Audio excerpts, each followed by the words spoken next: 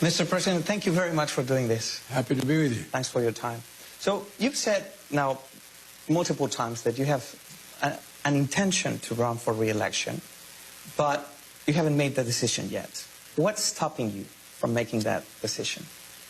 I'm just not ready to make it. There's no motive behind that? No. How do you win Democrats again? Many of them are concerned about your age. Well, that's not what I hear. That's not.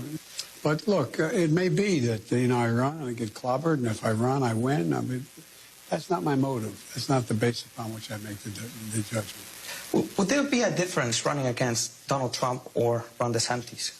I have no idea. I mean, I'm serious. I have no idea. Okay. Let me ask you about the Chinese balloon. Everybody's talking about this. Now that we know what we know, that the balloon had antennas and a communication system, do you regret not having insisted on bringing it down sooner? No, I look at the expert, the intelligence community, the defense community. They forgot more about it than you or I know. I said I wanted it shot down as soon as possible, and they were worried about the damage that could be done even in a big state like Montana. This thing was gigantic. What happened if it came down and hit a school in the rural area? What happened if it came down? So I told them as soon as they can shoot it down, shoot it down. They made a wise decision. They shot it down over water, recovering most of the parts, and they're good.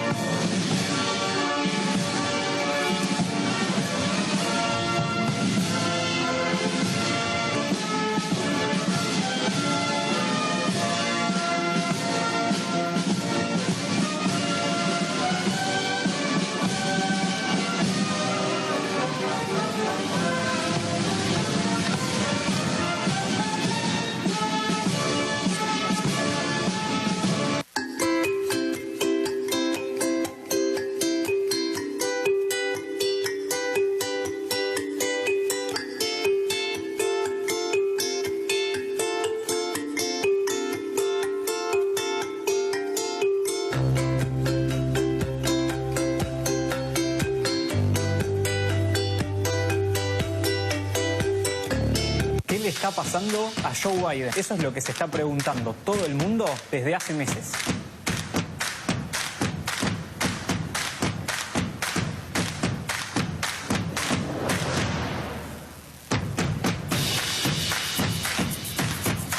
Back in 2009, during the so-called Great Recession, the president asked me to be in charge of managing that. It was then President Trump. Excuse me, Freudian slip. That was the last president. Let's take a test. Let's take a test right now.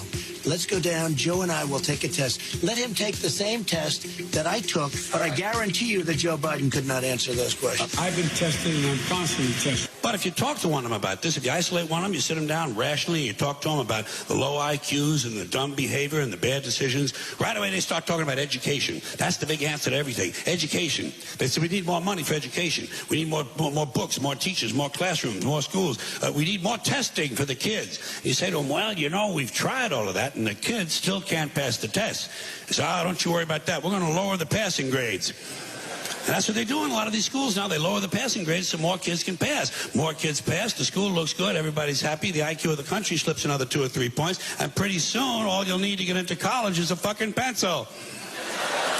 Got a pencil? Get the fuck in there, it's physics.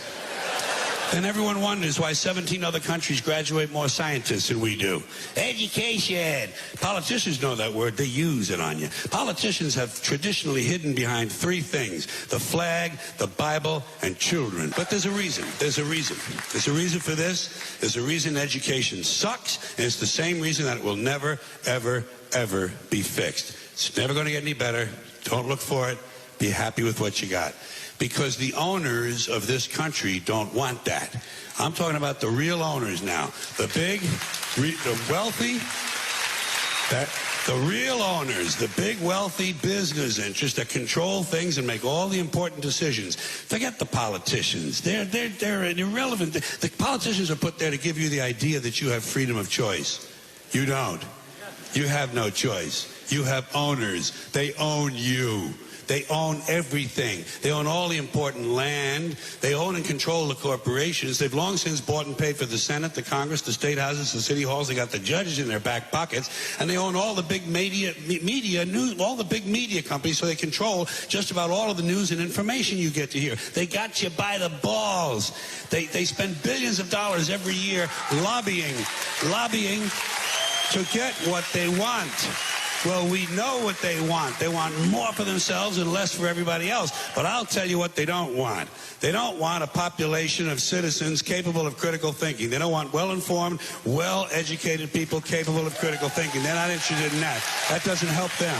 That's against their interest. Now they're coming for your Social Security money. They want your fucking retirement money. They want it back, so they can give it to their criminal friends on Wall Street. And you know something? They'll get it. They'll get it all from you sooner or later, because they own this fucking place. It's a big club, and you ain't in it. You and I are not in the big club. And by the way, it's the same big club they use to beat you over the head with all day long when they tell you what to believe. All day long, beating you over the head in their media, telling you what to believe, what to think, and what to buy. The table is tilted, folks. The game is rigged. And nobody seems to notice. Nobody seems to care. Good, honest, hard-working people, white collar, blue collar, doesn't matter what color shirt you have on. Good, honest, hard-working people continue. These are people of modest means. Continue to elect these rich cocksuckers who don't give a fuck about them. They don't give a fuck about you. They don't give a fuck about you. They don't care about you at all. At all. At all. Yeah.